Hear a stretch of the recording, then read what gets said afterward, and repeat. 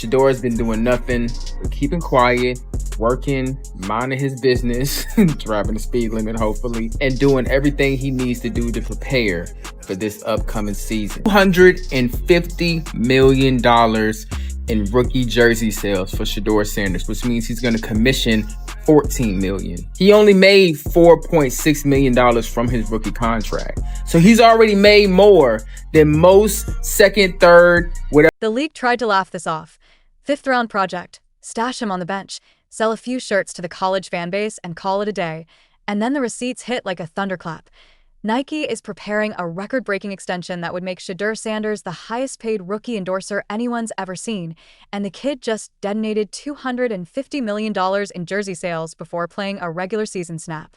Yes, you heard that right. You click to find out if a so-called developmental quarterback drafted 144th overall by the Cleveland Browns really flipped the entire endorsement economy on its head. He did, and the numbers are not rumors, they're a scoreboard. Here's why this moment isn't just hype, it's leverage. Shedeur's rookie deal. It's a stupid question because,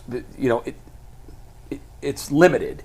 But did one of the two look better to you in what they were asked to do than the other?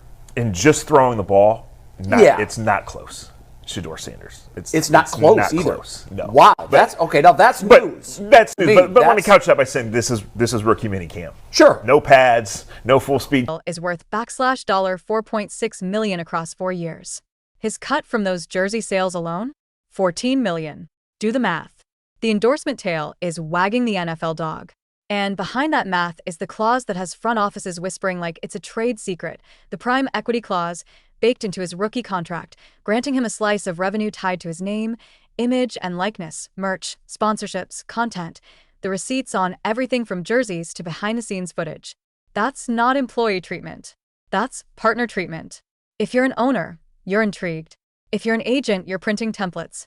If you're a rival rookie, you're circling language you want in your own paperwork.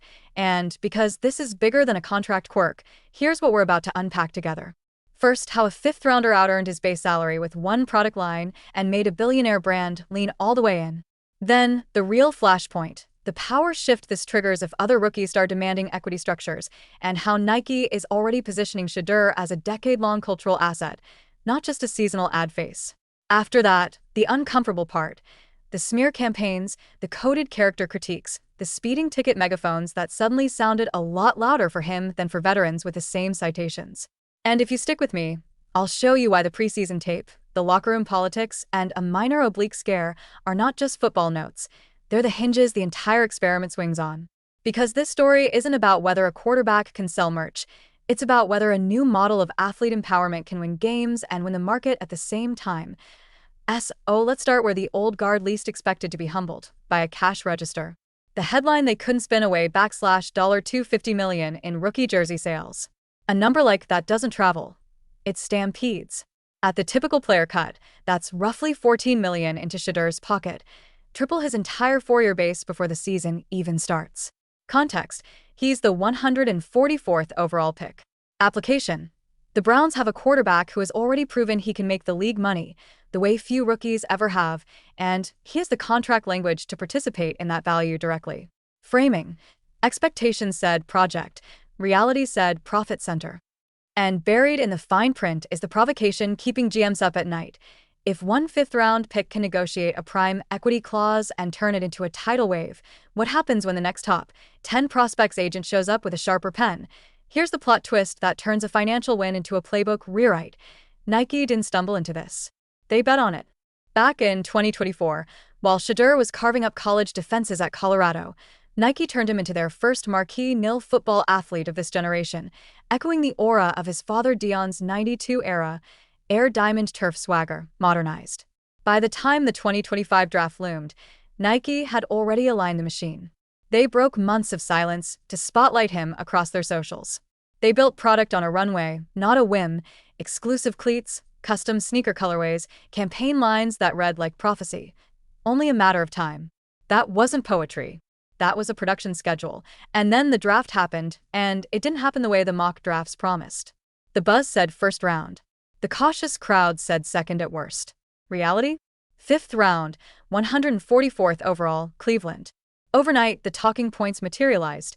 Entitlement, body language, brand over ball. Ah, yes, the scouting report that reads less like film study and more like a blind item.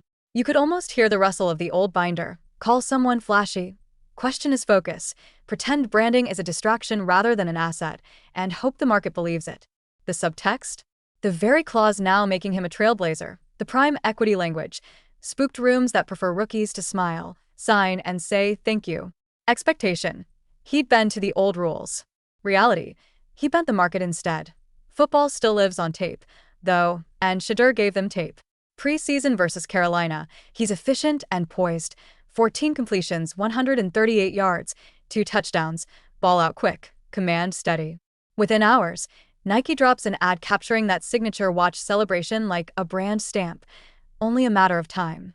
Nearly 200,000 likes on a football post in under a day, millions of impressions, and suddenly the preseason footnote becomes the front page of sports business. Cue the explosion. Jersey sales into the stratosphere, custom cleats selling through, the apparel line flying. Graphic tees at 30 to 50, youth and women's cuts, premium authentics at 175, footwear around 200, global billboards, Times Square takeover with the watch pose. The rollout isn't local. It's orbital. You don't do that for a cameo. You do it for a character who's about to carry the plot. Now for the strongest point, the one that makes owners and agents rethink the next decade. This isn't just an endorsement boom. It's an equity movement. The prime equity clause turns Shedeur from sponsored athlete into aligned stakeholder. When jerseys move, when content pops, when a behind-the-scenes clip outruns a highlight, he participates. That's seismic. Because if a rookie can be a revenue partner on day one, the power balance tilts. Teams will argue it complicates caps and precedents. Players will argue it reflects market reality. If my name drives $250 million in merch by August, maybe I should live in the upside I create. Nike's response? They're already structuring the partnership to grow with him. Insiders point to a signature shoe path, working names like LL2C and Proto 92, lined up for 2025. Signature shoe. For a rookie quarterback. That's not only unprecedented, it's a line in the sand. Nike isn't renting influence a season at a time. They're building equity in a person the way you'd invest in a franchise. And when a brand moves like that, the league notices. Quietly.